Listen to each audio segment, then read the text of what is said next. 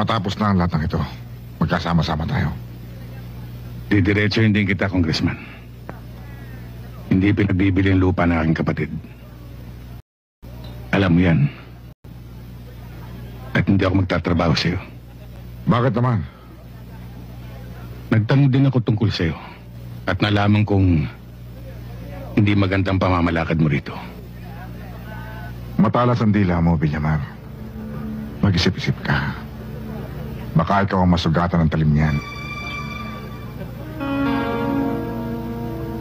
Kapag ang katotohanan ng umiral, Congressman, malalim ang iwan ng talim.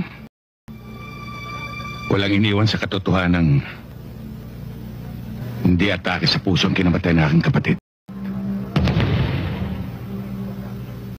Hindi ba, Hepe?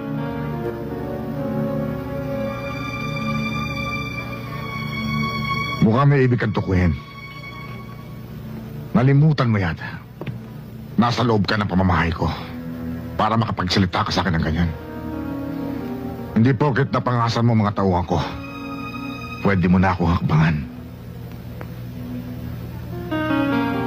Baka gusto mong manahog ng bahay ko. Nauna pa.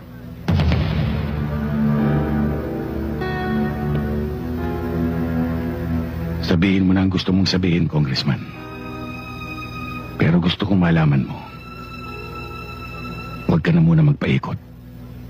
Hindi pa tapos ang laban. Vicente. Wala nang dahilan para magtagal pa tayo rito.